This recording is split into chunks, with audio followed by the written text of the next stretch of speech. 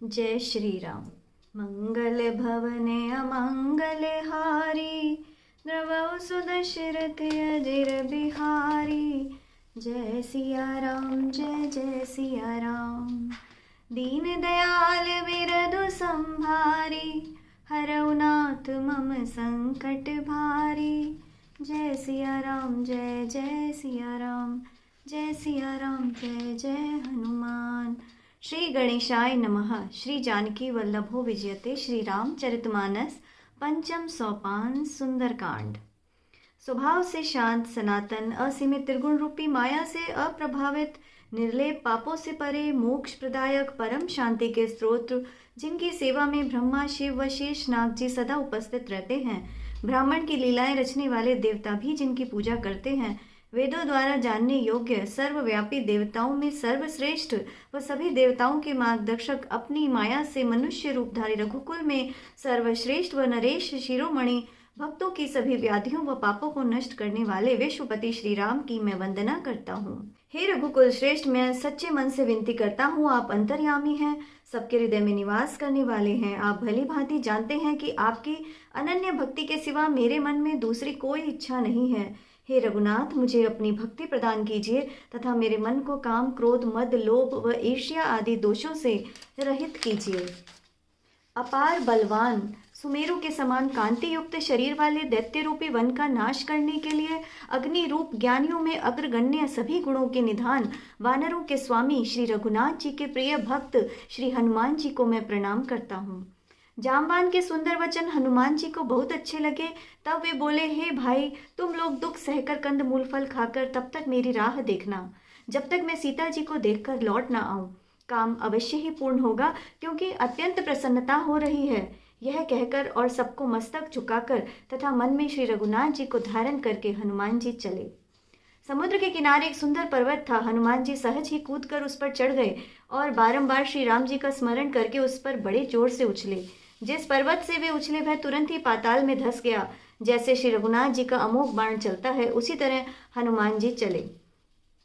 समुद्र ने उन्हें रामचंद्र जी का दूत समझकर मैनाक पर्वत से कहा कि हे मैनाक, तू इन्हें अपने ऊपर विश्राम करने दे। हनुमान जी ने उसे हाथ से छू दिया, फिर प्रणाम करके बोले, भाई, श्री रामचंद्र जी का काम किए बिना मुझे विश्राम कहाँ। देवताओं ने हनुमान जी को जाते हुए देखा तो उनकी विशेष बल बुद्धि की परीक्षा के लिए सुरसा नामक सर्पों की माता को भेजा। उसने आकर हनुमान जी से कहा, आज देवताओं ने मुझे भोजन दिया है। यह सुनकर हनुमान जी ने कहा, श्री राम जी का कार्य करके मैं लौट आऊं और सीता जी का समाचार उन्हें सुना दूं, तब मैं आकर तुम्हारे मुंह में घुस आऊंगा। हे माता, मैं सच कहता हूँ, अभी मुझे जाने दें। जब किसी भी प्रकार उसने उन्हें जाने नहीं दिया, तब हनुमान जी बोले, तो फिर मुझे खा ले। तब सुरसा ने योजन भर अपना मुंह फैलाया। इस प्रकार हनुमान जी ने अपने शरीर को उससे दुना बढ़ा लिया। उसने 16 योजन मुख फैला दिया। हनुमान जी तुरंत ही 32 योजन के हो गए। जैसे जैसे सुरसा मुख का विस्तार बढ़ाती, वैसे वैसे ही हनुमान जी उसे दुना रूप दिखाते गए। उसने 100 योजन का मुख किया, तब हनुमान जी ने अत्यंत छोटा रूप धारण कर लिया और वे उसके मुख में घुसकर तुरंत ही बाहर निकल आए और सिर झुकाकर उससे विदा मांगने लगे। तब सुरसा ने कहा कि मैंने तुम्हारी बुद्धि बल का भेद पा लिया है। देवताओं ने मुझे इसलिए भेजा था। तुम श्री रामचंद्र जी के सब कार्य करोगे, क्योंकि तुम बल बुद्धि के भंडार हो। यह आशीर्वाद देकर वह चली गई। तब हनुमान जी हर्षित होकर चले। समुद्र में एक राक्षसी रहती थी। वह अपनी माया से आकाश में उड़ते हुए पक्षियों को पकड़ लेती थी। आकाश में जो जीव जंतु उड़ा करते थे, वह जल में उनकी परछाई देखकर उस परछाई को पकड़ लेती थी, जिससे वे उड़ नहीं पाते थे और जल में गिर पड़ते थे। इस प्रकार वह सदा आकाश में उड़ने वाले जीवों को खा लिया करती थी। उसने वही छल हनुमान जी से भी किया। हनुमान जी ने तुरंत ही उसका कपट पहचान लिया। पवन पुत्र, धीर बुद्धि वीर श्री हनुमान जी उसको मारकर समुद्र के पार गए और वहां जाकर उन्होंने वन की शोभा देखी। मधु पुष्प रस के लोभ से भ्रमर गुंजार कर रहे थे। अनेक प्रकार के वृक्ष फल फूल से शोभित हैं। पक्षी और पशुओं के समूह को देखकर तो वे बहुत ही प्रसन्न हुए। सामने एक विशाल पर्वत देखकर हनुमान जी भय त्याग कर दौड़कर उस पर जा चढ़े।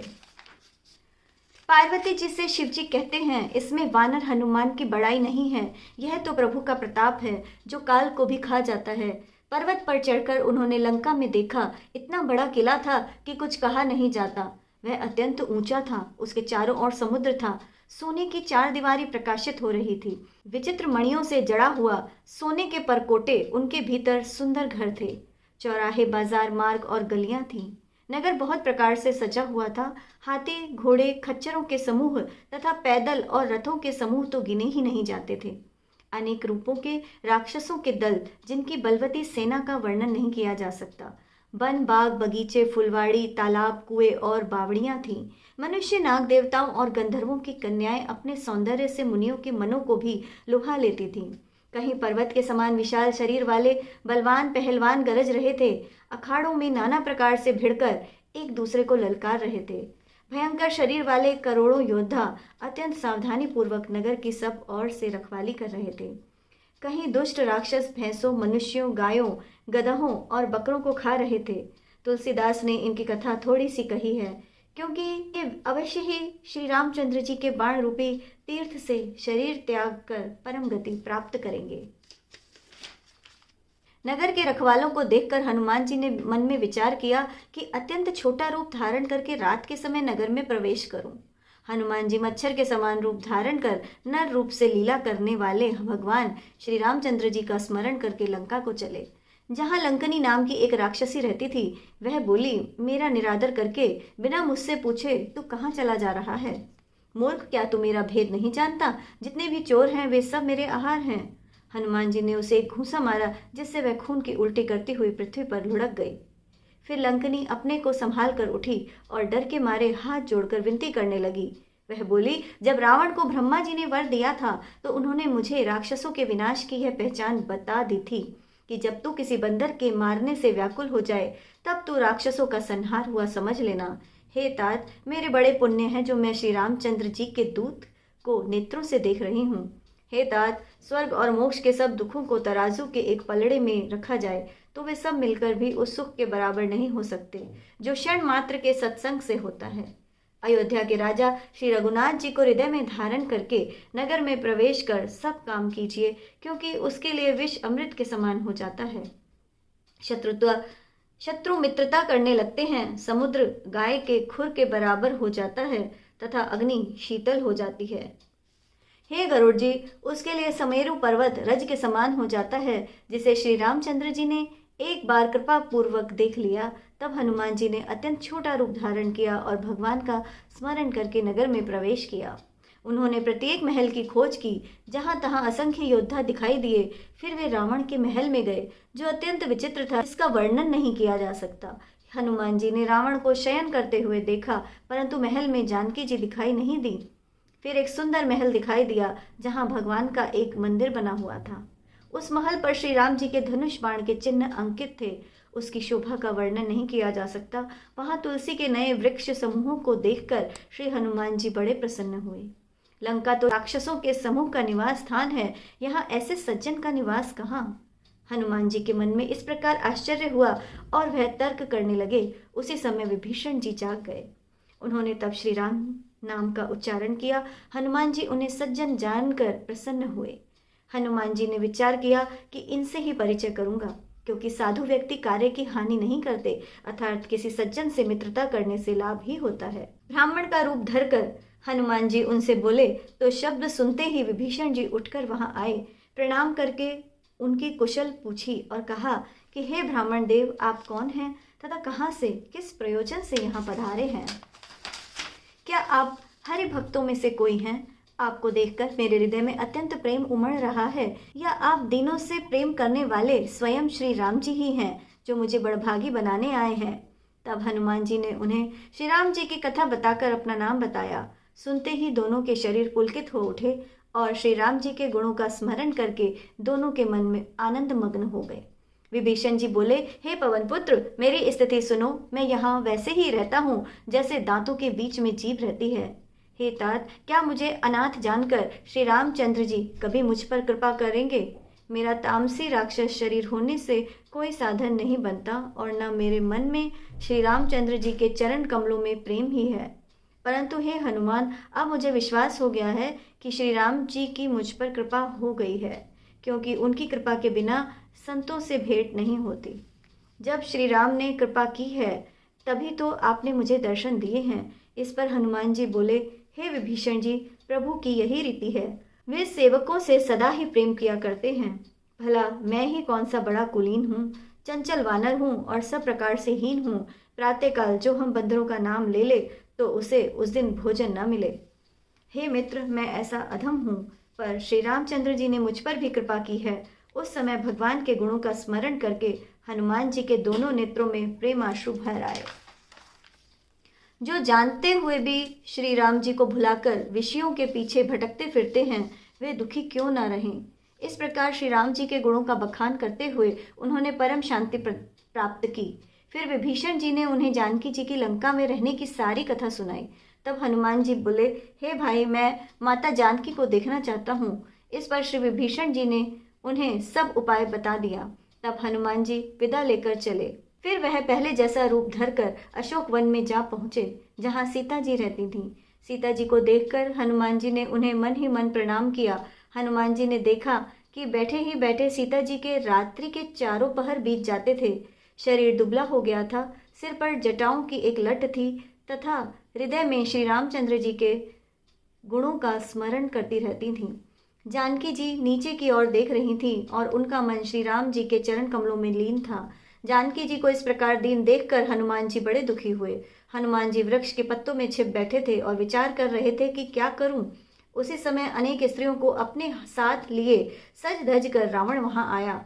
उस दुष्ट ने सीता जी को अनेक प्रकार से समझाया, साम दान भय और भेद भी समझाया। रावण बोला, हे सुमुखी सुनो, मंदोदरी आदि सभी रानियों को मैं तुम्हारी दासी बना दूंगा, यह मेरा प्रण है। बस तुम एक बार मेरी ओर देख लो। श्री रामचंद्र जी का स्मरण करके जानकी जी तिनके की ओट करके बोली, हे दशमुख सुन, क्या जुगनू के प्रकाश से कभी कमलिनी खिल सकती है?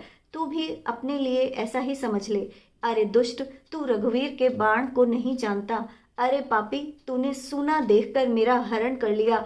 रे अधम निर्लज, तुझे लज्जा भी नहीं आती। अपने को जुगनू के समान और रामचंद्र जी को सूर्य के समान वह सीता जी के कठोर वचनों को सुनकर रावण तलवार निकालकर अत्यंत क्रोध में आकर बोला, सीता, तूने मेरा अपमान किया है। मैं इस कठोर कृपाण से तेरा सिर काट डालूंगा, नहीं तो जल्दी मेरी बात मान ले, अन्यथा हे सुमुखी, तुझे अपने जीवन से हाथ धोना पड़ेगा। सीता जी बोली, हे दशग्रीव, प्रभु की भुजा श्याम कमल की माला के समान सुंदर और हाथी की सूंड के समान है। या तो वह भुजा ही मेरे कंठ में पड़ेगी या तेरी भयानक तलवार। रे शठ सुन, यही मेरी सच्ची प्रतिज्ञा है। सीता जी कहती गईं, हे तलवार, श्री रघुनाथ जी के विरह की अग्नि से उत्पन्न मेरी इस जलन को तू हर ले।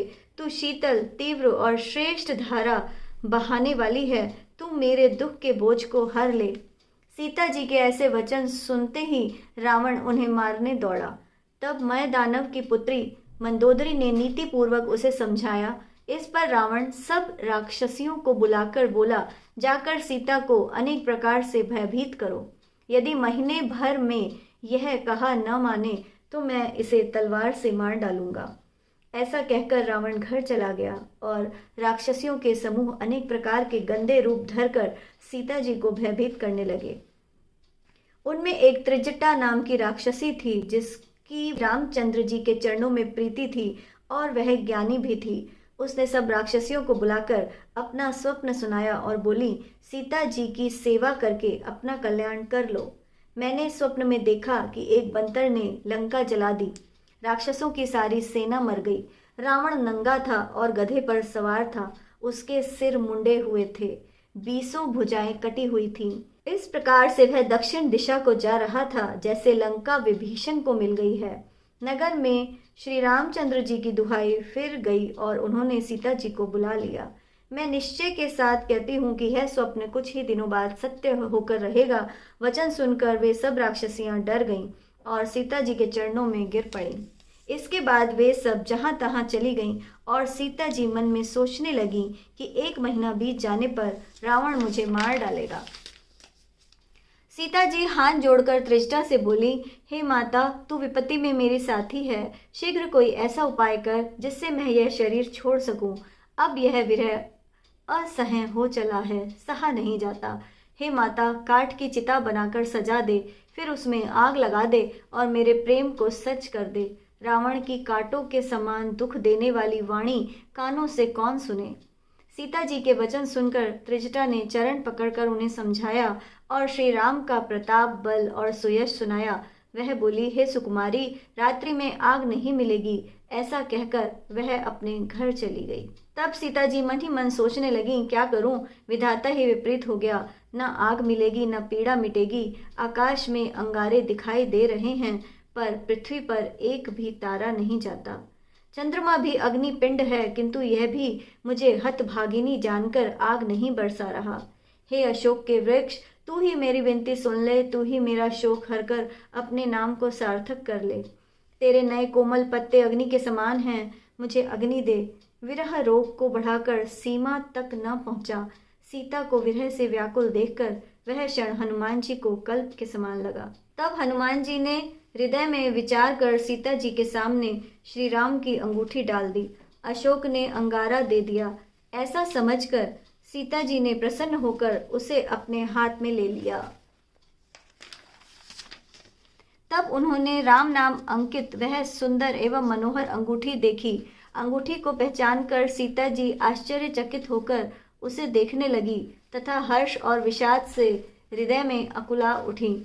वे सोचने लगी, श्री रघुनाथ जी तो अजय हैं, उन्हें कौन जीत सकता है और माया द्वारा ऐसी अंगूठी बनाई नहीं जा सकती। सीता जी अपने मन में अनेक प्रकार के विचार कर रही थीं। इसी समय हनुमान जी मधुर वचन बोले। वे श्री रामचंद्र जी के गुणों का वर्णन करने लगे, जिन्हें सुनते ही सीता जी का दुख भाग गया। वे कान और मन लगाकर सुनने लगी। हनुमान जी ने आदि से अब तक सारी कथा कह सुनाई। तब सीता जी बोली, जिसने कानों के लिए यह अमृत रूप सुंदर कथा कही, वह प्रकट क्यों नहीं होता। तब हनुमान जी उनके पास चले गए। उन्हें देखकर सीता जी मुख फेर कर बैठ गईं, जिससे हनुमान जी के मन में आश्चर्य हुआ। हनुमान जी बोले, हे माता जानकी, मैं श्री राम जी का दूत हूँ। करुणा निधान की सच्ची शपथ लेकर कहता हूँ, हे माता, यह अंगूठी मैं ही लाया हूँ। श्री राम जी ने मुझे आपके लिए यह पहचान दी है। इस पर सीता जी ने पूछा, नर और वानर का साथ कैसे हुआ। तब हनुमान जी ने उन्हें सारी कथा सुनाई। हनुमान जी के प्रेम युक्त वचन सुनकर सीता जी के मन में विश्वास उत्पन्न हो गया। उन्होंने जान लिया कि यह मन, वचन और कर्म से कृपा सागर श्री रघुनाथ जी का दास है। भगवान का सेवक जानकर उनकी प्रीति अत्यंत गहन हो गई। नेत्रों में प्रेमाश्रु भर आए और शरीर अत्यंत पुलकित हो गया। सीता जी बोली, हे तात, विरह सागर में डूबती हुई मेरे लिए तुम जहाज हो गए हो। मैं बलिहारी जाती हूँ। अब छोटे भाई लक्ष्मण जी सहित प्रभु का कुशल मंगल बताओ। श्री रघुनाथ जी तो कोमल हृदय और कृपालु हैं, फिर उन्होंने क्यों निष्ठुरता धारण कर ली। सेवक को सुख देना उनका स्वभाव है। वे श्री रघुनाथ जी क्या कभी मुझे याद भी करते हैं। हे तात, उनके कोमल सांवले अंगों को देखकर मेरे नेत्र कब शीतल होंगे। मुंह से वचन नहीं निकलता, नेत्रों में विरह के आंसुओं का जल भर आया। अत्यंत दुख से वे बोली, हाँ नाथ, आपने मुझे बिल्कुल भुला दिया। सीता जी को विरह से व्याकुल देखकर हनुमान जी कोमल और विनीत वचन बोले, हे माता, कृपा के धाम प्रभु भाई लक्ष्मण जी सहित कुशल हैं, परंतु आपके दुख से दुखी हैं। हे माता, मन छोटा करके दुख न कीजिए। श्री रामचंद्र जी के हृदय में आपसे दुना प्रेम है। हे माता, अब धीरज धरकर श्री रघुनाथ जी का संदेश सुनिए। यह कहकर हनुमान जी प्रेम से गदगद हो गए। उनके नेत्रों में जल भर आया। वे बोले, श्री रामचंद्र जी ने कहा है कि हे सीते, तुम्हारे वियोग में मेरे लिए सभी पदार्थ प्रतिकूल हो गए हैं।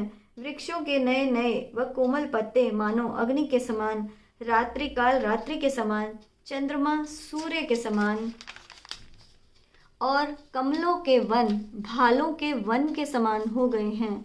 मेघ मानो खौलता हुआ तेल बरसाते हैं। जो हितकर थे वे ही अब पीड़ा देने लगे हैं। शीतल मंद सुगंध वायु सांप के श्वास के समान जहरीली हो गई है। मन का दुख कह देने से कुछ घट जाता है, पर कहूँ किससे, यह दुख कोई जानता नहीं। हे प्रिय, मेरे मन का रहस्य मेरा मन ही जानता है और वह सदा तेरे ही पास रहता है। बस मेरे प्रेम का सार समझ ले। प्रभु का संदेश सुनते ही जानकी जी प्रेम में मग्न हो गईं। उन्हें अपने शरीर की ऐसी ही सुध न रही। हनुमान जी ने कहा, हे माता, हृदय में धैर्य धारण करो और सेवकों को सुख देने वाले श्री राम जी का स्मरण करो। श्री रघुनाथ जी की प्रभुता को हृदय में धारण करो व मेरे वचन सुनकर कायरता छोड़ दो। राक्षसों के समूह पतंगों के समान और श्री रघुनाथ जी के बाण अग्नि के समान हैं। हे माता, हृदय में धैर्य धारण करो और राक्षसों को नष्ट हुआ मानो। यदि श्री रामचंद्र जी को समाचार मिल गया होता तो वे विलंब न करते। हे जानकी जी, राम बाण रूपी सूर्य के उदय होने पर राक्षसों की सेना रूपी अंधकार कहाँ टिक सकता है। हे माता, मैं आपको अभी यहाँ से लिवा ले जाऊं, पर श्री रामचंद्र जी की शपथ है, मुझे प्रभु की आज्ञा नहीं है। अतः हे माता, कुछ दिन और धैर्य धारण करो। श्री रामचंद्र जी वानरों सहित यहाँ आए और राक्षसों को मारकर आपको ले जाएंगे। तब नारद आदि ऋषि मुनि तीनों लोकों में उनका यश गाएंगे। तब सीता जी बोली, हे पुत्र, सब वानर तुम्हारे ही समान होंगे। राक्षस तो बड़े बलवान योद्धा हैं, अतः मेरे हृदय में संदेह है कि तुम जैसे बंदर राक्षसों को कैसे जीत सकेंगे। यह सुनकर हनुमान जी ने अपना सुमेरु पर्वत के आकार का अत्यंत विशाल शरीर प्रकट किया। वह युद्ध में शत्रुओं के हृदय में भय उत्पन्न करने वाला अत्यंत बलवान और वीर था। उसे देखकर सीता जी के मन में विश्वास हुआ। हनुमान जी ने फिर छोटा रूप धारण कर लिया और बोले, हे माता, सुनो, वानरों में बल बुद्धि अधिक नहीं होती, परंतु प्रभु के प्रताप से छोटा सर्प भी गरुड़ को खा जाता है। भक्ति, प्रताप, तेज और बल रूपी हनुमान जी की वाणी सुनकर सीता जी के मन में संतोष हुआ। उन्होंने श्री राम जी को प्रिय जानकर हनुमान जी को आशीर्वाद दिया कि हे तात, तुम बल और शील के निधान बनो। हे पुत्र, तुम अजर अमर और गुणों की खान हो। श्री रघुनाथ जी तुम पर कृपा करें, प्रभु कृपा करें। ऐसा कानों से सुनते ही हनुमान जी प्रेम मग्न हो गए। हनुमान जी ने बार बार सीता जी के चरणों में सिर नवाया और फिर हाथ जोड़कर बोले, हे माता, मैं कृतार्थ हो गया। आपका आशीर्वाद अचूक है, यह तो प्रसिद्ध है। हे माता, सुंदर फल वाले वृक्षों को देखकर मुझे बड़ी भूख लगी है। सीता ने कहा, हे पुत्र सुनो, राक्षस इस वन की रखवाली करते हैं। हनुमान जी ने कहा, हे माता, यदि आप मन में प्रसन्न होकर आज्ञा दें तो मुझे उनका भय बिल्कुल नहीं है। हनुमान जी को बुद्धि और बल में निपुण देखकर जानकी जी बोली, तो जाओ, श्री रघुनाथ जी के चरणों को अपने हृदय में धारण करके मीठे फल खाओ। इस पर हनुमान जी सीता जी को सिर झुकाकर बाग में घुस गए, फल खाए और वृक्षों को तोड़ने लगे। वहां अनेक योद्धा रखवाले थे। उनमें से कुछ को मार डाला और कुछ ने जाकर रावण से कहा, हे नाथ, एक बड़ा भारी बंदर आया हुआ है जिसने अशोक वाटिका उजाड़ दी है। उसने फल खाकर वृक्षों को उखाड़ डाला है और रखवालों को मसल मसल कर जमीन पर फेंक दिया है। यह सुनकर रावण ने अनेक योद्धा भेजे, जिन्हें देखकर हनुमान जी ने गर्जना की। हनुमान जी ने उन सब राक्षसों को मार डाला। जो कुछ अधमरे रह गए वे चिल्लाते हुए भागे। इस बार रावण ने अपने बहादुर पुत्र अक्षय कुमार को भेजा। उसे वीर राक्षस सेनाओं के साथ आते देखकर हनुमान जी ने हाथ से एक विशाल वृक्ष उखाड़ लिया और उन पर दे मारा, जिससे अक्षय कुमार वहीं मर गया। इसके बाद हनुमान जी ने बड़े जोर की गर्जना की। उन्होंने कुछ सेना को मार डाला, कुछ को मसल दिया और कुछ को पकड़ पकड़ कर धूल चटा दी। इस पर कुछ ने जाकर रावण से पुकार की कि हे प्रभु, बंदर बहुत बलवान है।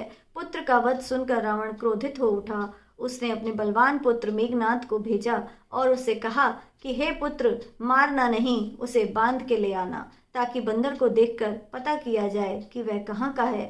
तब इंद्र को जीतने वाला अतुलनीय योद्धा मेघनाद चला। भाई का मारा जाना सुन वह क्रोधित हो उठा।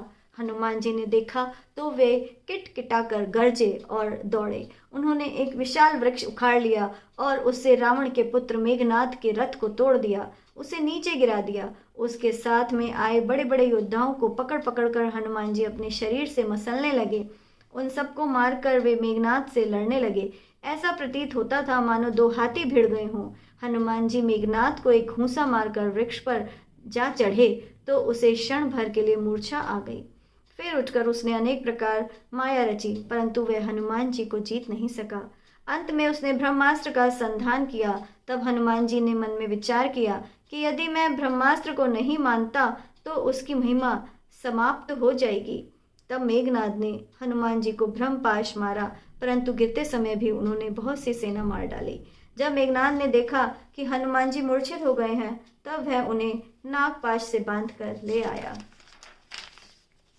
शिवजी कहते हैं, हे पार्वती सुनो, जिनका नाम जपकर ज्ञानी मनुष्य जन्म मरण बंधन को काट डालते हैं, उनका दूत भी कहीं बंध सकता है, किंतु प्रभु के कार्य के लिए हनुमान जी ने स्वयं अपने को बंधवा लिया।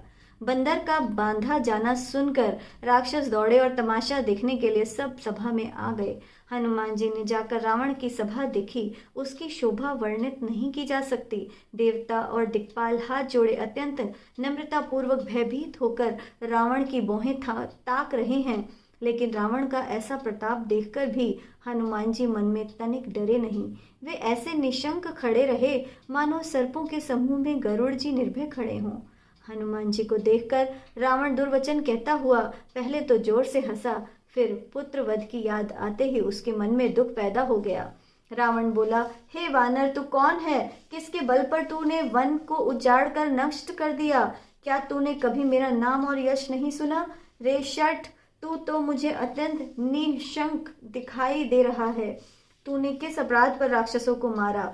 रे मूर्ख, बता, क्या तुझे प्राणों का भय नहीं है? इस पर हनुमान जी बोले, हे रावण, जिनका बल पाकर माया संपूर्ण ब्रह्मांडों की रचना करती है, जिनके बल से ब्रह्मा विष्णु महेश सृष्टि का सृजन पालन और संहार करते हैं, जिनके बल से सहस्त्र मुख वाले शेष जी समस्त ब्रह्मांड को सिर पर धारण करते हैं, जो देवताओं की राक्षस के लिए नाना प्रकार का शरीर धारण करते हैं और जो तुझ जैसे मूर्खों को शिक्षा देने वाले हैं, जिन्होंने शिवजी के कठोर धनुष को भी तोड़ दिया और उसी के साथ राजाओं के समूह का गर्व मिट्टी में मिला दिया, जिन्होंने अतुलनीय बलवान खर, दूषण, त्रिशिरा और बाली को भी मार डाला था, जिनके तनिक से बल से तूने संपूर्ण चराचर जगत को जीत लिया और जिनकी पत्नी का तूने चोरी से हरण किया है, मैं उन्हीं का दूत हूँ। मैं तुम्हारी प्रभुता को जानता हूँ। सहस्त्र बाहु से तुम्हारी लड़ाई हुई थी और बाली से युद्ध करके तुमने यश प्राप्त किया था। हनुमान जी के ऐसे वचन सुनकर रावण हंसा और उसने बात टाल दी। हनुमान जी कहते गए, हे राक्षसों के स्वामी, मुझे भूख लगी थी, इसलिए मैंने फल खाए और अपने स्वभाव के कारण वृक्ष तोड़े। हे स्वामी, शरीर सबको प्रिय होता है। कुमार्ग पर चलने वाले राक्षस जब मुझे मारने लगे, तब जिन्होंने मुझे मारा उन्हें मैंने भी मारा। उस पर तुम्हारे पुत्र ने मुझे बांध लिया। मुझे अपने बांधे जाने पर लज्जा नहीं है। मैं तो अपने प्रभु का कार्य करना चाहता हूँ। हे रावण, मैं हाथ जोड़कर तुमसे विनती करता हूँ कि तुम अभिमान छोड़कर सुनो। तुम अपने कुल का विचार करके देखो और भ्रम को छोड़कर भगवान का भजन करो। जो देवता, राक्षस और समस्त चराचर को खा जाता है, वह काल भी जिनके डर से डरता है, उनसे वैर न करो और जानकी जी उन्हें सौंप दो। खर के शत्रु श्री रघुनाथ जी शरणागतों के रक्षक और दया के समुद्र हैं। उनकी शरण में जाने पर तुम्हारा अपराध भुलाकर तुम्हें भी वे अपनी शरण में रख लेंगे। तुम श्री रामचंद्र जी के चरण कमलों को अपने हृदय में धारण करो और लंका का अचल राज्य भोगो। ऋषि पुलत्स्य जी का यश निर्मल चंद्रमा के समान है। तुम उस चंद्रमा के कलंक मत बनो। राम नाम के बिना वाणी की शोभा नहीं होती, अतः मद मोह को छोड़कर विचार कर देखो। हे देवताओं के शत्रु, गहनों से सजी हुई सुंदर स्त्री की भी कपड़ों के बिना शोभा नहीं होती। राम से विमुख पुरुष की संपत्ति और प्रभुता होते हुए भी चली जाती है और उसका पाना न पाने के समान हो जाता है। जिन नदियों के मूल में जल स्रोत नहीं है, वे वर्षा बीत जाने पर तुरंत सूख जाती है। हे रावण सुनो, इसलिए मैं प्रतिज्ञा करके कहता हूँ कि राम विमुख का रक्षक कोई नहीं है। हजारों शंकर, विष्णु और ब्रह्मा भी श्री राम जी के साथ द्रोह करने वाले तुम्हें नहीं बचा सकेंगे। मोह ही जिसका मूल है, ऐसे पीड़ा देने वाले तम रूपी अभिमान को त्याग कर रघुकुल के स्वामी भगवान श्री रामचंद्र जी का भजन करो। यद्यपि हनुमान जी ने भक्ति, ज्ञान, वैराग्य और नीति संबंधी अनेक बातें कही, तथापि अभिमानी रावण व्यंग पूर्वक बोला कि हमें यह ज्ञानी बंदर गुरु के रूप में मिला है। रे दुष्ट, तेरी मृत्यु निकट आ गई है, मुझे शिक्षा देने चला है।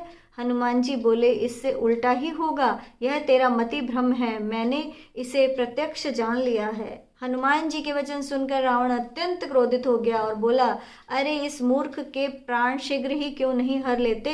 यह सुनते ही राक्षस उन्हें हनुमान जी को मारने दौड़े। उसी समय मंत्रियों सहित विभीषण जी वहां आ पहुंचे। उन्होंने सिर झुकाकर और विनय करके रावण से कहा कि दूत को मारना नहीं चाहिए, यह नीति विरुद्ध है, इसे कोई दूसरा दंड दीजिए। सबने कहा कि यह सलाह उत्तम है। यह सुनते ही रावण हंसकर बोला, ठीक है, बंदर को अंग भंग करके लौटा दीजिए। मैं तुम सबको समझाकर कहता हूँ कि बंदर की ममता अपनी पूंछ पर होती है, अतः तेल में कपड़ा डुबोकर इसकी पूंछ में बांधकर उस पर आग लगा दो। जब बिना पूंछ का यह बंदर अपने स्वामी के पास जाएगा, तब यह अपने मालिक को साथ ले आएगा। इसने जिनकी इतनी बड़ाई की है, तनिक उनकी प्रभुता भी तो देखूं। यह सुनते ही हनुमान जी मन में मुस्कुराए और समझ गए कि सरस्वती जी ने इसे ऐसी बुद्धि प्रदान की है। रावण के वचन सुनकर मूर्ख राक्षस हनुमान जी की पूंछ में आग लगाने की तैयारी करने लगे। पूंछ के लपेटने में इतना कपड़ा, घी और तेल लग गया कि नगर में कपड़ा, घी और तेल ही नहीं बचा। हनुमान जी ने ऐसा खेल किया कि पूंछ लंबी हो गई। नगरवासी तमाशा देखने आए। वे हनुमान जी को पैर से ठोकर मारते और उनकी हंसी उड़ा रहे थे। ढोल बज रहे थे, सब लोग तालियां पीट रहे थे। हनुमान जी को नगर में फिराने के बाद पूंछ में आग लगा दी गई। अग्नि को जलते हुए देखकर हनुमान जी ने तुरंत ही अपना रूप अत्यंत छोटा कर लिया। बंधन से निकलकर वे सोने की अटारियों पर जा चढ़े। तब उन्हें देखकर राक्षसों की स्त्रियां भयभीत हो गईं।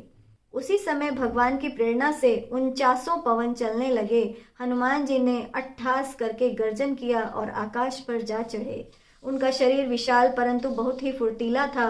वे दौड़कर एक महल से दूसरे महल पर चढ़ जाते थे। नगर जल रहा था, लोग बेहाल हो गए थे और आग की भयंकर लपटें झपट रही थीं।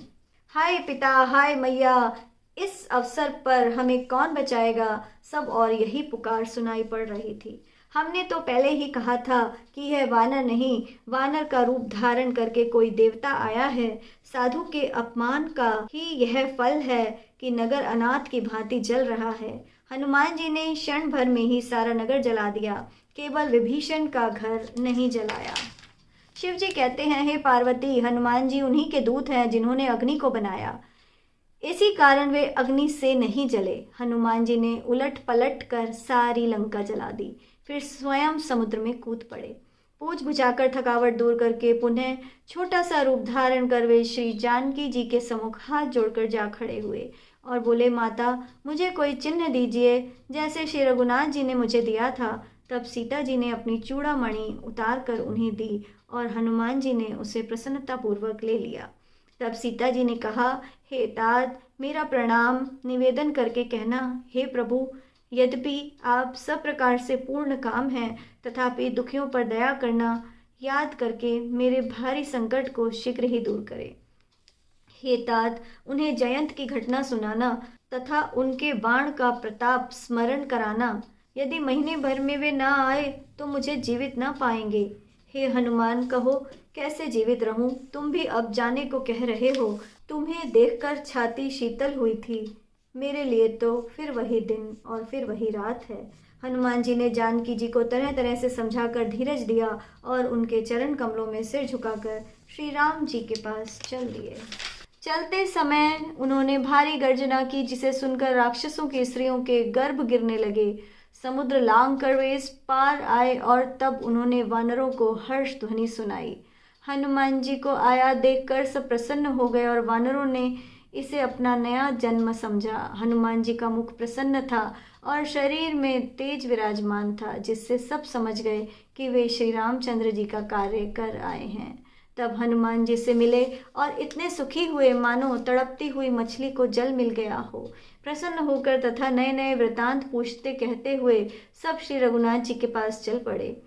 तब सब मधुवन के भीतर आए और अंगद की सम्मति से सब ने मधु और फल खाए। अब रखवाले उन्हें डांटने लगे तो घूंसों की मार पड़ते ही सब रखवाले दौड़ गए। सबने जाकर पुकारा कि युवराज अंगद वन उजाड़ रहे हैं। यह सुनकर सुग्रीव हर्षित हुए कि वानर प्रभु का कार्य कर आए हैं। यदि सीता जी का समाचार न मिला होता तो क्या वे मधुबन के फल खा सकते थे। इस प्रकार राजा सुग्रीव मन में विचार कर ही रहे थे कि समाज सहित वानर वहां आ पहुंचे। सबने आकर सुग्रीव के चरणों में सिर नवाया। कपिराज सुग्रीव भी सबसे अत्यंत प्रेम पूर्वक मिले। उन्होंने कुशल पूछी तो वानरों ने कहा कि आपके चरणों के दर्शन से सब कुशल है। श्री राम जी की कृपा से कार्य में विशेष सफलता प्राप्त हुई है।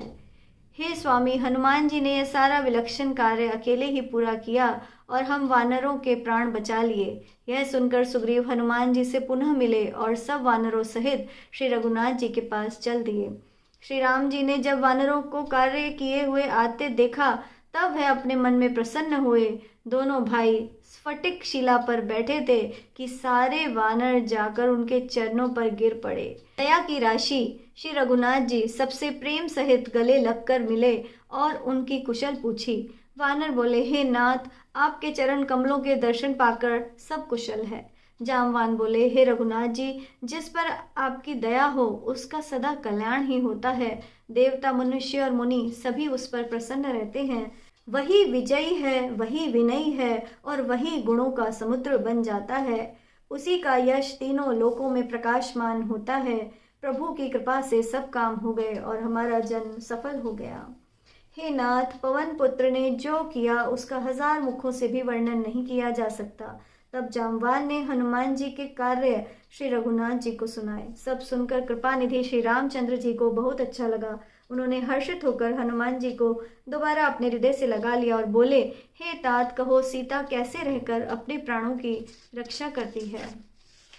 तब हनुमान जी बोले, हे प्रभु, आपका नाम रात दिन पहरा देने वाला है। आपका ध्यान ही किवाड़ है। नेत्रों को आपके चरणों में लगाए रहती हैं। जो ताला है, फिर प्राण निकलें तो किस मार्ग से। चलते समय उन्होंने मुझे यह चूड़ामणि दी थी।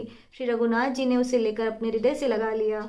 हनुमान जी ने फिर कहा, हे नाथ, दोनों नेत्रों में जल भरकर जानकी जी ने मुझसे यह कहा था कि छोटे भाई सहित प्रभु के चरण पकड़ना और कहना कि आप दीन बंधु हैं, शरणागत के दुखों को हरने वाले हैं और मैं मन, वचन और कर्म से आपके चरणों में प्रेम करती हूँ। फिर स्वामी, आपने मुझे किस अपराध के कारण त्याग दिया।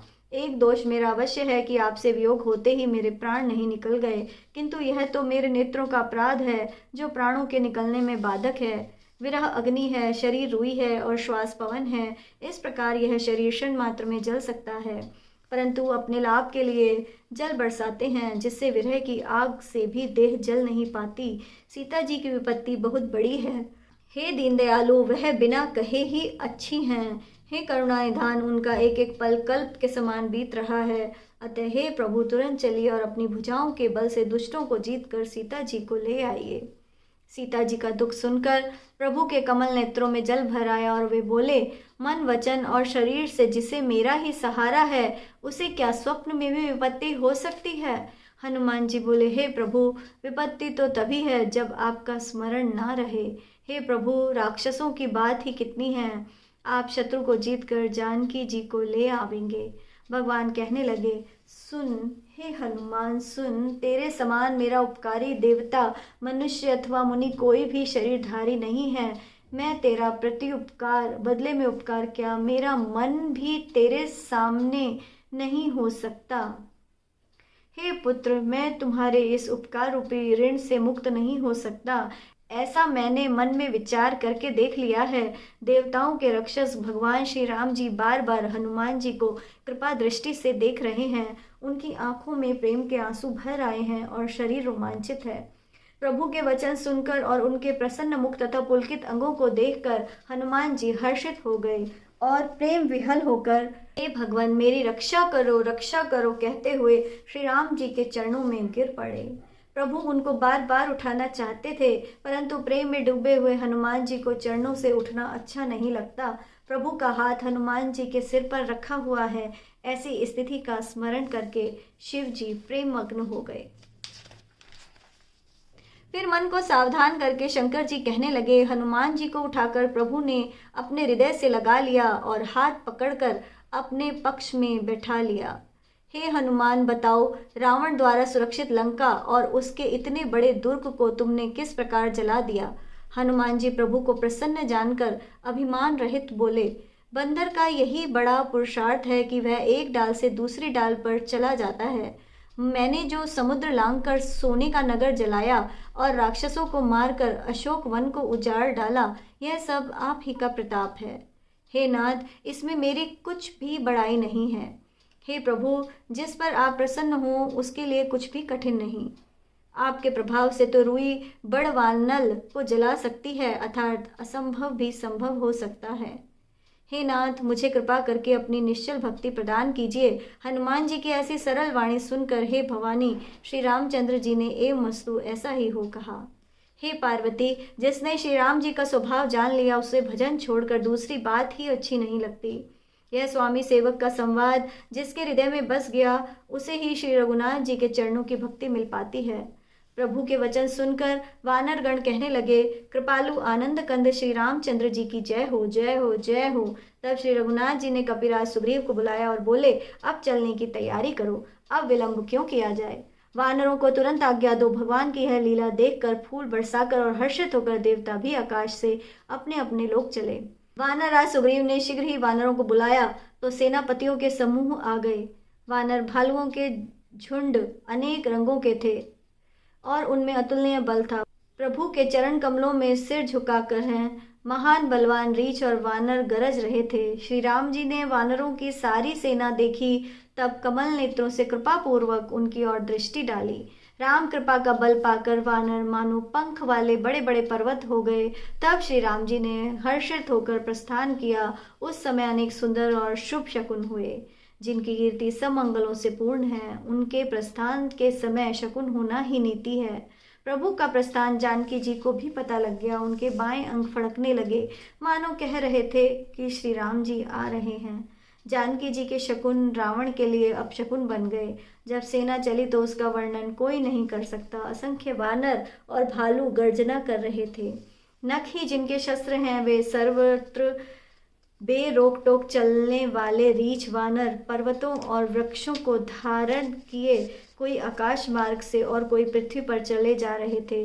वे सिंह के समान गर्जना कर रहे थे, जिसके कारण दिशाओं के हाथी विचलित होकर चिंगाड़ रहे थे। दिशाओं के हाथी चिंगाड़ने लगे, पृथ्वी डोलने लगी, पर्वत कांपने लगे और समुद्र खलाबल उठे।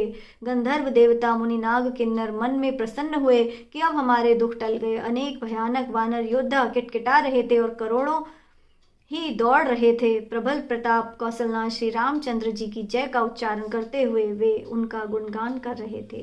उदार सर्पराज शेष जी भी सेना का बोझ नहीं सह सकते। वे बार बार मोहित हो जाते हैं और पुनः पुनः कच्छप की कठोर पीठ को दांतों से पकड़ते हैं। ऐसा करते हुए वे ऐसे शोभायमान हो रहे हैं मानो श्री रामचंद्र जी की यात्रा को सुंदर मानकर उसकी पवित्र कथा को कच्छप की पीठ पर लिख रहे हों। इस प्रकार कृपा निधान श्री राम जी समुद्र तट पर जा उतरे। अनेक रीछ व वानर जहां तहां फल खाने लगे। जब से हनुमान जी लंका को जलाकर गए, तब से राक्षस भयभीत रहने लगे।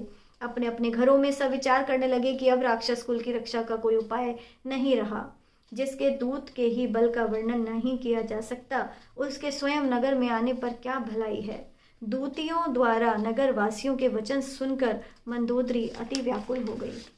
वह एकांत में हाथ जोड़कर रावण के चरण छूकर नीति युक्त वाणी बोली, हे प्रियतम, श्री हरि से विरोध छोड़ दीजिए तथा मेरे वचन कहने को हितकर जानकर हृदय में धारण कीजिए। जिनके दूत की करनी का स्मरण आते ही राक्षसों की स्त्रियों के गर्भ गिर जाते हैं, हे स्वामी, यदि भला चाहते हैं तो अपने मंत्री के साथ उनकी स्त्री को उसके पास भिजवा दीजिए। सीता आपके कुल रूपी कमल के वन को दुख देने वाली जाड़े की रात्रि के समान है।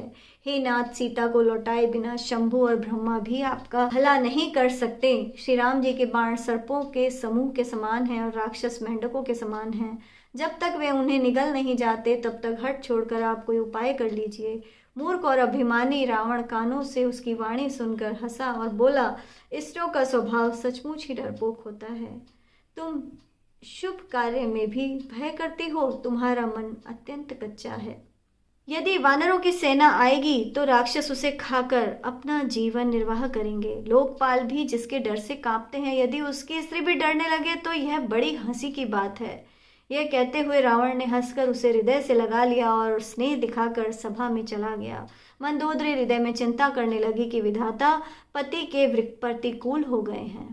जो ही वह सभा में जाकर बैठा, उसे समाचार मिला कि शत्रु की सारी सेना समुद्र के उस पार आ गई है। उसने मंत्रियों से उचित सलाह पूछी, तब वे सब हंसे और बोले कि आप चुप हो रहिए, अब आपने देवताओं और राक्षसों को जीत लिया। उस समय ही जब कुछ श्रम नहीं हुआ तो ये मनुष्य और वानर किस गिनती में हैं।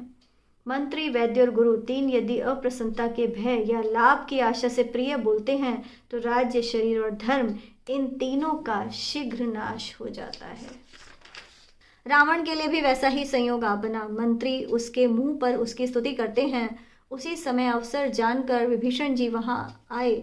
उन्होंने बड़े भाई के चरणों में सिर झुकाया, फिर वे सिर नवाकर अपने आसन पर बैठ गए और आज्ञा पाकर बोले, हे कृपालु, जब आपने मुझसे राय पूछी ही है तो हे तात, मैं अपनी बुद्धि के अनुसार आपके हित के लिए कहता हूँ। जो व्यक्ति अपना कल्याण, यश, सुबुद्धि, शुभ गति और नाना प्रकार के सुख चाहता हो, उसे पर स्त्री को चौथ के चंद्रमा की तरह त्याग देना चाहिए। 14 भुवनों का स्वामी भी जीवों से वैर करके नष्ट हो जाता है। गुणों के समुद्र और चतुर व्यक्ति को भी थोड़ा लोभ होने पर कोई भला नहीं कहता।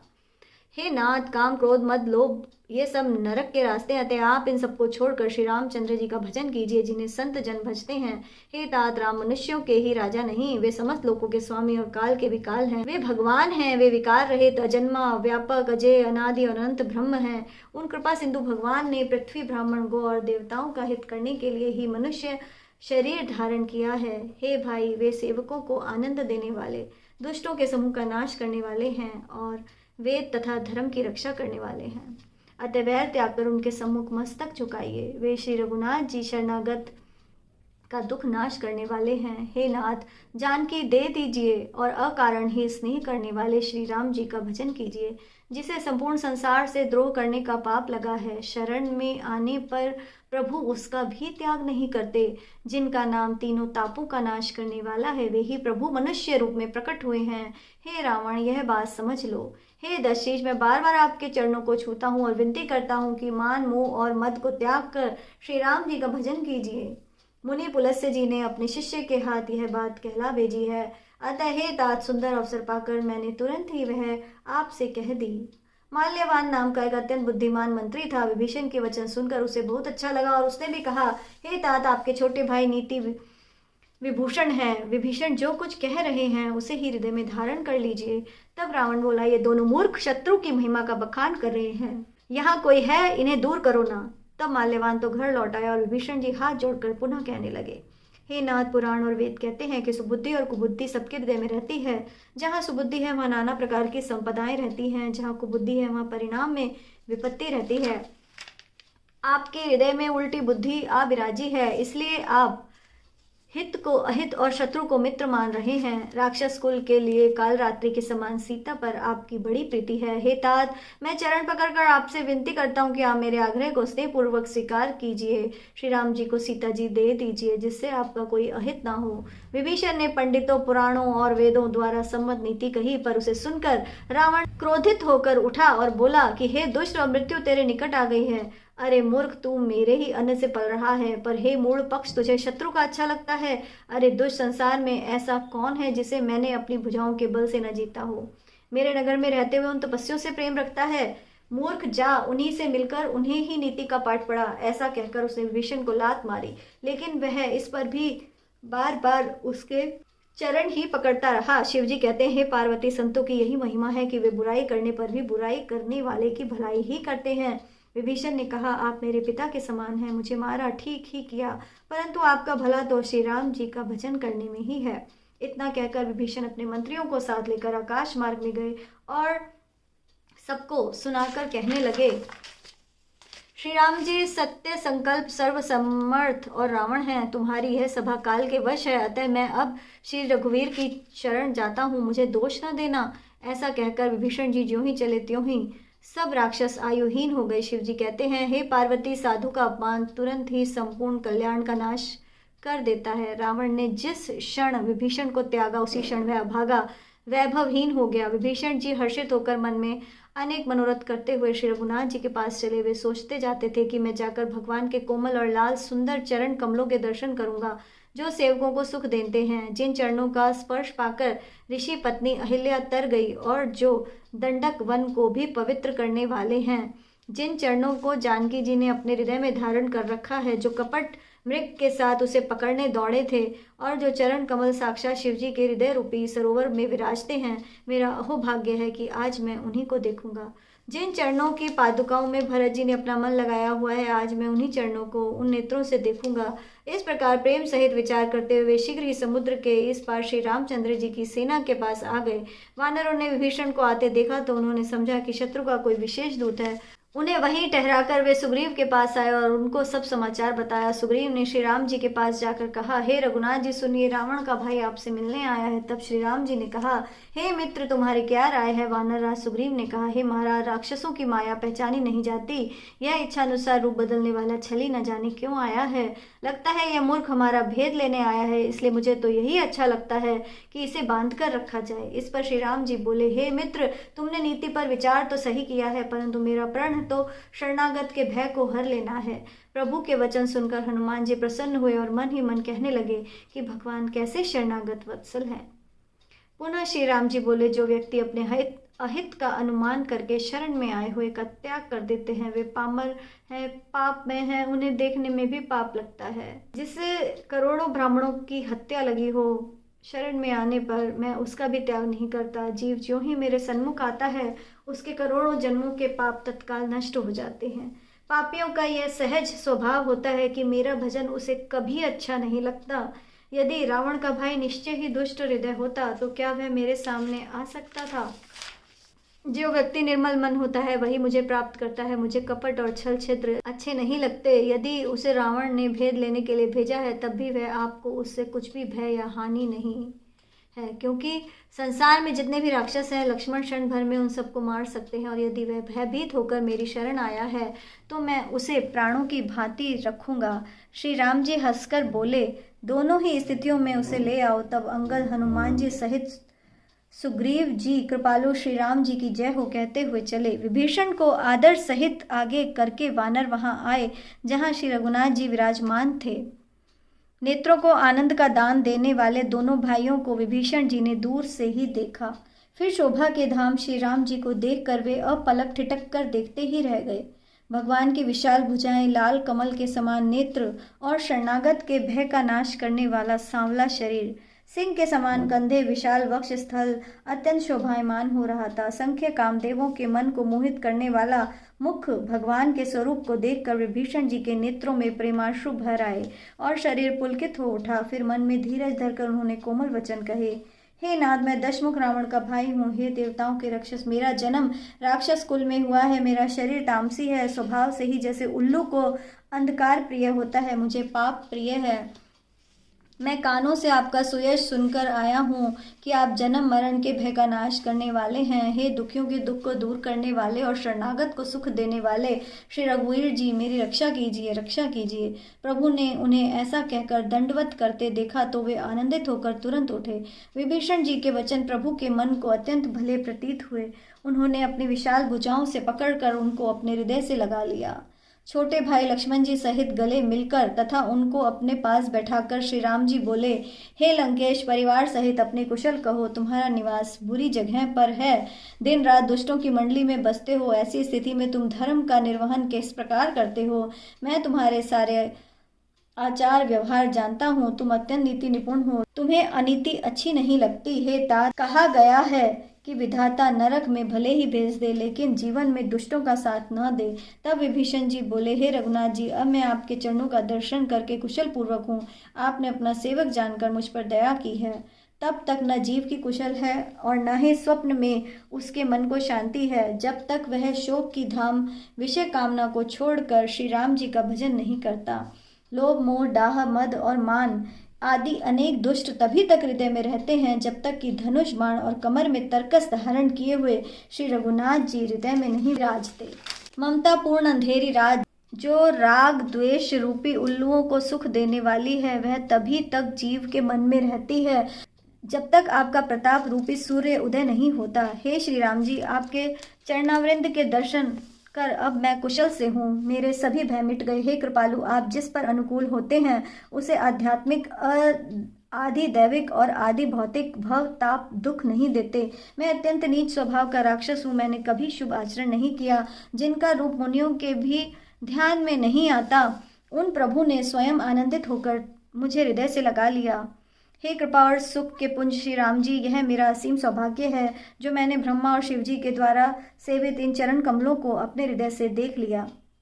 श्री राम जी ने कहा, हे मित्र सुनो, मैं तुम्हें अपना स्वभाव बताता हूँ जिसे काकभूषुंडी शिवजी और पार्वती जी भी जानते हैं। यदि कोई मनुष्य संपूर्ण जड़ चेतन जगत का द्रोही होने पर भी भयभीत होकर मेरी शरण में आ जाए और मद मोह तथा नाना प्रकार के छल कपट त्याग दे, तो मैं उसे शीघ्र ही साधु के समान कर देता हूँ। माता पिता भाई पुत्र स्त्री शरीर धन घर मित्र और परिवार, इन सबके ममत्व रूपी धागों को बटोर कर और उन सबकी एक डोरी बट कर उसके द्वारा जो अपने मन को मेरे चरणों में बांध देता है, जो समदर्शी है, जिसे कुछ इच्छा नहीं होती और जिसके मन में हर्ष शोक और भय नहीं होता, ऐसे सज्जन मेरे हृदय में उसी प्रकार निवास करते हैं जैसे लोभी के हृदय में धन रहता है।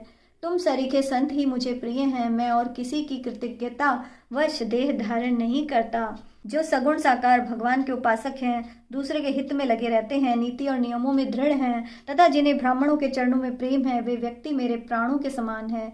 हे लंकापति सुनो, तुम्हारे उपर्युक्त सब गुण हैं, इसलिए तुम मुझे अत्यंत ही प्रिय हो। श्री राम जी के वचन सुनकर वानरों के समूह कृपा के समूह श्री राम जी की जय हो कहने लगे। विभीषण जी प्रभु की वाणी सुनते हैं और उसे कानों के लिए अमृत जानकर अघाते नहीं। वे बार बार श्री राम जी के चरण कमलों को पकड़ते हैं। उनके हृदय में अपार प्रेम है जो समाता नहीं। विभीषण जी बोले, हे देव, वे हे जड़ चेतन जगत के स्वामी, हे शरणागत की रक्षा करने वाले, हे सबके मन की बात जानने वाले, सुनिए। यहाँ आने से पहले मेरे मन में कुछ अभिलाषाएं थीं, वे सब आपके चरणों के प्रेम रूपी नदी के प्रवाह में बह गईं। अब तो हे कृपालु शिव जी के मन को प्रिय लगने वाली अपनी पवित्र भक्ति मुझे दीजिए। एवं मस्तु कहकर प्रभु श्री राम जी ने तुरंत ही समुद्र का जल मांगा और कहा, हे सखा, यद्यपि तुम्हारी इच्छा नहीं है पर जगत में मेरा दर्शन अमोघ है, वह निष्फल नहीं जाता। ऐसा कहकर श्री राम जी ने उनको राज तिलक कर दिया और आकाश से पुष्पों की अपार वृष्टि हुई। श्री राम जी ने रावण के क्रोध रूपी अग्नि में जो विभीषण की श्वास रूपी पवन से प्रचंड हो रही थी, जलते हुए विभीषण को बचा लिया और उसे अखंड राज्य दे दिया। शिव जी ने जो संपत्ति रावण को 10 सिरों की बलि देने पर दी थी, वही संपत्ति श्री रघुनाथ जी ने विभीषण को सकुचते हुए दे दी। ऐसे परम कृपालु प्रभु को छोड़कर जो व्यक्ति दूसरे का भजन करते हैं, वे बिना सींग पूंछ के पशु हैं। अपना सेवक जानकर विभीषण को श्री राम जी ने अपना लिया। प्रभु का स्वभाव वानर कुल को बहुत अच्छा लगा। फिर सब कुछ जानने वाले, सबके हृदय में बसने वाले, सर्व रूप सबसे रहित उदासीन भक्तों पर कृपा करने के लिए मनुष्य बने हुए तथा राक्षसों के कुल का नाश करने वाले श्री राम जी नीति की रक्षा करने वाले वचन बोले। हे वानरराज सुग्रीव और लंकापति विभीषण, सुनो, इस गहरे समुद्र को किस प्रकार पार किया जाए। अनेक प्रकार के मगर, सांप और मछलियों से भरा हुआ यह अत्यंत अथाह समुद्र पार करना अत्यंत कठिन है। विभीषण जी ने कहा, हे रघुनाथ जी सुनिए, यद्यपि आपका एक बाण ही करोड़ों समुद्रों को सोख सकता है, तथापि नीति ऐसी कही गई है कि पहले समुद्र से प्रार्थना की जाए। हे प्रभु, समुद्र आपके कुल में बड़े हैं, वे विचार कर उपाय बतला देंगे। तब रीछ और वानरों की सारी सेना बिना ही परिश्रम के समुद्र के पार उतर जाएगी। राम जी ने कहा, हे मित्र, तुमने अच्छा उपाय बताया। यदि देव सहायक हों तो यही किया जाए। यह सलाह लक्ष्मण जी के मन को अच्छी लगी। श्री राम जी के वचन सुनकर उन्हें बहुत दुख हुआ। लक्ष्मण जी ने कहा, हे नाथ, देव का कौन भरोसा, मन में क्रोध करके समुद्र को सुखा डालिए। यह देव तो कायरों के मन को तसल्ली देने का उपाय है। आलसी लोग ही देव देव पुकारते हैं। यह सुनकर श्री रघुनाथ जी हंसकर बोले, हे भाई, ऐसा ही करेंगे, मन में तनिक धीरज रखो। ऐसा कहकर और भाई लक्ष्मण को समझाकर प्रभु समुद्र के समीप गए। उन्होंने पहले सिर नवाकर प्रणाम किया, फिर किनारे पर कुश बिछाकर बैठ गए। इधर ज्यों ही विभीषण जी प्रभु के पास आए, तुरंत ही रावण ने उनके पीछे अपने दूत भेज दिए।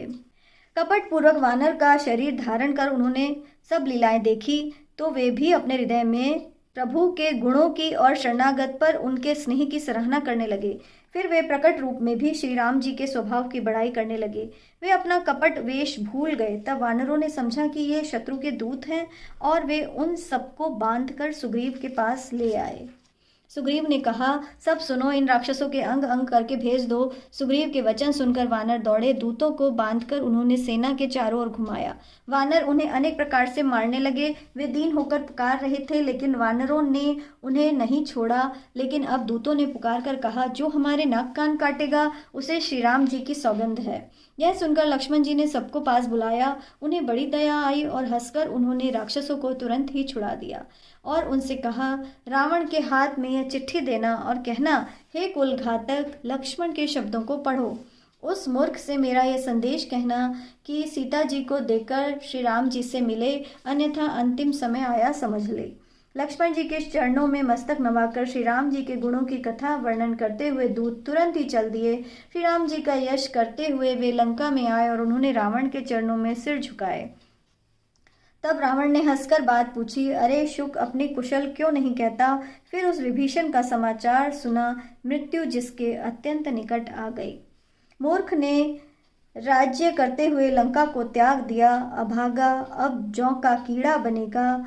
जिस प्रकार जौ के साथ घुन भी पिस जाता है, वैसे ही नर वानरों के साथ वह भी मारा जाएगा। फिर भालू और वानरों की सेना का हाल बता, जो काल की प्रेरणा से यहाँ आ पहुंची है। अरे कोमल चित्त वाला बेचारा समुद्र, जिनके जीवन का रक्षक बन गया। फिर उन तपस्वियों की बात सुना जिनके हृदय में इतना डर है। उनसे तेरी भेंट हुई या वे कानों से मेरा सुयश सुनकर ही लौट गए। शत्रु सेना का तेज और बल क्यों नहीं बताता? तेरा चित्त तो भौचक्का सा हो रहा है। दूत बोला, हे नाथ, आपने जैसे कृपा करके पूछा है वैसे ही क्रोध छोड़कर मेरा कहना मानिए। जब आपका छोटा भाई विभीषण श्री राम से जाकर मिला, तब उसके पहुंचते ही श्री राम जी ने उसको लंकापति घोषित कर दिया। हम रावण के दूत हैं। यह सुनकर वानरों ने हमें बांधकर अनेक कष्ट दिए, यहाँ तक कि वे हमारे नाक कान काटने लगे। श्री राम जी की शपथ दिलाने पर ही उन्होंने हमें छोड़ा। हे नाथ, श्री राम जी की सेना का वर्णन तो 100 करोड़ मुखों से भी नहीं किया जा सकता। अनेक रंगों के भालू और वानरों की सेना है, जो भयंकर मुख वाले, विशाल शरीर वाले और भयानक हैं।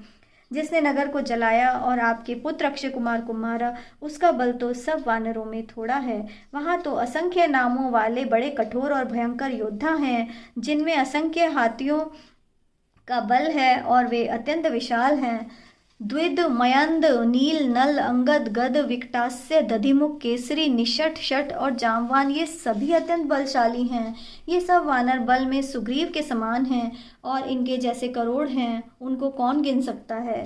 श्री राम जी की कृपा से वे अतुल बलशाली हैं। वे तीनों लोकों को तृण के समान तुच्छ समझते हैं। यदि श्री राम जी का आदेश मिल जाए तो वे तीनों लोकों को तिनके की भांति तोड़ मरोड़ दें। हे दशग्रीव, मैंने कानों से ऐसा सुना है कि 18 पदम तो अकेले वानरों के सेनापति हैं। हे नाथ, उस सेना में ऐसा कोई वानर नहीं जो आपको रण में न जीत सके। वे सब अत्यंत क्रोध से हाथ मींज रहे हैं, पर श्री रघुनाथ जी उन्हें आज्ञा नहीं देते। वे कह रहे हैं कि हम मछलियों और सांपों सहित समुद्र को सोख लेंगे, अथवा बड़े बड़े पर्वतों से उसे भरकर हम पाट देंगे और रावण को मसल कर धूल में मिला देंगे। सब वानर यही कह रहे हैं, सब निडर हैं, इस प्रकार गरजते और डपकते हैं, मानो लंका को ही निकल जाना चाहते हैं। सब वानर भालू अत्यंत शूरवीर हैं, फिर उनके सिर पर श्री राम जी हैं। हे रावण, वे संग्राम में करोड़ों कालों को भी जीत सकते हैं। श्री रामचंद्र जी के तेज बल और बुद्धि का वर्णन लाखों शेष भी नहीं कर सकते। वे एक ही बाण में सैकड़ों समुद्रों को सोख सकते हैं, परंतु नीति निपुण श्री राम जी ने नीति की रक्षा के निमित्त आपके भाई से उपाय पूछा है। उनके वचन सुनकर श्री राम जी समुद्र से रास्ता मांग रहे हैं। उनके मन में कृपा है, इसलिए वे उसे सोखते नहीं। दूत के ये वचन सुनते ही रावण हंसा और बोला, जब ऐसी बुद्धि है तभी तो उसने वानरों को अपना सहायक बनाया है। निश्चय ही डरपोक विभीषण के वचन को सत्य मानकर वे समुद्र से मचल रहे हैं। अरे मूर्ख, झूठी बड़ाई क्या करता है? बस मैंने शत्रु के बल और बुद्धि की थाह पाली। जिसके विभीषण जैसा डरपोक मंत्री हो, उसके लिए संसार में विजय और विभूति कहाँ। रावण के वचन सुनकर दूत का क्रोध बढ़ गया। उसने अवसर जानकर लक्ष्मण द्वारा दी गई पत्रिका निकाली और कहा, श्री राम जी के छोटे भाई लक्ष्मण ने यह पत्रिका दी है। हे नाथ, इसे पढ़वाकर छाती ठंडी कीजिए। रावण ने हंसकर उसे बाएं हाथ से लिया और मंत्री को बुलवाकर उसे पढ़वाने लगा। पत्रिका में लिखा था, अरे मूर्ख, केवल बातों से ही मन को रिझाकर अपने कुल को नष्ट न कर। श्री राम जी से विरोध करके तू विष्णु, ब्रह्मा और महेश की शरण जाने पर भी नहीं बच सकेगा। या तो अभिमान छोड़कर अपने छोटे भाई विभीषण की भांति प्रभु के चरण कमलों का भ्रमर बन जा, अथवा श्री राम जी की बाण रूपी अग्नि में परिवार सहित पतंगा हो जा। पत्रिका सुनते ही रावण भयभीत हो गया, परंतु ऊपर से मुस्कुराता हुआ वह सबको सुनाकर कहने लगा, जैसे कोई पृथ्वी पर पड़ा हुआ हाथ से आकाश को पकड़ने की चेष्टा करता हो, वैसे ही यह छोटा तपस्वी डींग हाँकता है। दूत ने कहा, हे नाथ, अभिमानी स्वभाव को छोड़कर सब बातों को सत्य समझिए तथा क्रोध छोड़कर मेरा वचन सुनिए। हे नाथ, श्री राम जी से वैर त्याग दीजिए। श्री रघुवीर समस्त लोगों के स्वामी हैं और उनका स्वभाव अत्यंत कोमल है। मिलते ही वे आप पर कृपा करेंगे और आपका एक भी अपराध वे हृदय में नहीं रखेंगे। जानकी जी, श्री रघुनाथ जी को दे दीजिए। हे प्रभु, मेरा इतना कहना लीजिए। जब उस दूत ने जानकी जी को देने के लिए कहा, तब दुष्ट रावण ने उसे लात मारी। फिर वह भी इस पर विभीषण की भांति रावण के चरणों में सिर नवाकर वहीं चल दिया जहाँ कृपा सागर श्री रघुनाथ जी थे। प्रणाम करके उसने अपनी कथा सुनाई और श्री राम जी की कृपा से अपनी गति प्राप्त की। शिव जी कहते हैं, हे भवानी, वह एक ज्ञानी मुनि था, परंतु अगस्त्य ऋषि के शाप से राक्षस हो गया था। बार बार श्री राम जी के चरणों की वंदना करके वह मुनि अपने आश्रम को चला गया। इधर 3 दिन बीत गए, किंतु जड़ समुद्र विनय नहीं सुनता। तब श्री राम जी क्रोधित होकर बोले, बिना भय के प्रीति नहीं होती। हे लक्ष्मण, धनुष बाण लाओ, मैं अग्नि बाण से समुद्र को सोख डालूं। मूर्ख से विनय, कुटिल के साथ प्रीति, कंजूस से उदारता का उपदेश, ममता के फंसे हुए मनुष्य से ज्ञान की कथा, अत्यंत लोभी व्यक्ति से वैराग्य का वर्णन, क्रोधी से शांति की बात और कामी से भगवान की बात, इसका वैसा ही फल होता है जैसा उसर बीज बोने से होता है, अर्थात यह सब व्यर्थ जाता है। ऐसा कहकर श्री रघुनाथ जी ने धनुष चढ़ाया। यह लक्ष्मण जी के मन को बहुत अच्छा लगा। प्रभु ने भयानक अग्नि बाण का संधान किया, जिससे समुद्र के हृदय में अग्नि की ज्वाला धधक उठी। मगर, सांप और मछलियों के समूह व्याकुल हो गए। जीवों को जलते देख समुद्र ने सोने के थाल में अनेक रत्नों को भर तथा अभिमान को छोड़कर ब्राह्मण के रूप में तुरंत प्रकट हो गया। काकभूषुंडी जी कहते हैं, हे गरुड़ जी, सुनिए, चाहे कोई करोड़ों उपाय करके सींचे, पर केला तो काटने पर ही फलता है।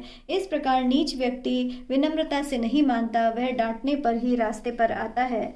समुद्र ने भयभीत होकर प्रभु के चरण पकड़कर कहा, हे नाथ, मेरा सब दोष क्षमा कीजिए। हे नाथ, आकाश, वायु, अग्नि, जल और पृथ्वी, ये सब तो स्वभाव से ही जड़ हैं। आपकी प्रेरणा से माया ने इन्हें सृष्टि के लिए उत्पन्न किया है। सब ग्रंथों में यही लिखा है, जिसके लिए स्वामी की जैसी आज्ञा है वह उसी प्रकार रहने में सुख प्राप्त करता है। प्रभु ने अच्छा किया जो मुझे शिक्षा दी, किंतु मर्यादा भी तो आपकी ही बनाई हुई है। ढोल, गवार, शूद्र, पशु और स्त्री, ये सब दंड के अधिकारी हैं। प्रभु के प्रताप से मैं सूख जाऊंगा और सेना पार उतर जाएगी, इसमें मेरी बड़ाई नहीं है। तथापि प्रभु की आज्ञा का उल्लंघन नहीं हो सकता, ऐसा वेद कहते हैं। अब आपको जो अच्छा लगे मैं तुरंत वही करूं। समुद्र के ऐसे अत्यंत विनीत वचन सुनकर श्री राम जी ने मुस्कुराकर कहा, हे तात, जिस प्रकार वानरों की सेना पार उतर जाए वह उपाय बताइए। इस पर समुद्र बोला, हे नाथ, नील और नल 2 वानर भाई हैं। उन्होंने लड़कपन में ऋषि से आशीर्वाद पाया था। उनके स्पर्श कर लेने पर भारी से भारी पहाड़ भी आपके प्रताप से समुद्र पर तैर जाएंगे। मैं भी आपकी प्रभुता को हृदय में धारण कर अपने बल के अनुसार आपकी सहायता करूंगा। हे नाथ, समुद्र को इस प्रकार बांधिए जिससे तीनों लोक में आपका सुंदर यश गाया जाए। इस बाण से मेरे उत्तर तट पर रहने वाले दुष्ट मनुष्यों का वध कीजिए। श्री राम जी ने समुद्र के मन की पीड़ा सुनकर अपने बाण से उन दुष्टों का वध कर दिया। श्री राम जी का बल और पौरुष देखकर समुद्र प्रसन्न होकर सुखी हो गया। उसने उन दुष्टों का सारा चरित्र प्रभु को कह सुनाया। फिर वह उनके चरणों की वंदना करके चला गया। समुद्र अपने घर चला गया। श्री रघुनाथ जी को उसकी सलाह अच्छी लगी। यह चरित्र कलयुग के पापों को हरने वाला है। तुलसीदास ने इसे अपनी बुद्धि के अनुसार गाया है। श्री रघुनाथ जी के गुण समूह सुख के धाम, संदेह का नाश करने वाले और दुख का दमन करने वाले हैं। अरे मूर्ख मन, तू संसार का भरोसा त्याग कर निरंतर इन्हें गा और सुन। श्री रघुनाथ जी का गुणगान संपूर्ण सुंदर मंगलों का देने वाला है। जो इसे आदर सहित सुनेंगे वे बिना किसी जहाज अन्य साधन के ही भव सागर को तर जाएंगे। मास पारायण 24वां विश्राम सुंदर कांड समाप्त। मंगल भवने अमंगल हारी, द्रवहु सुदशरथ अजिर बिहारी। जय सिया राम जय जय सिया राम, दीन दयाल बिरधु संभारी। हरऊ नाथ मम संकट भारी। जय सिया राम जय जय सिया राम, जय सिया राम जय जय हनुमान। जय श्री राम।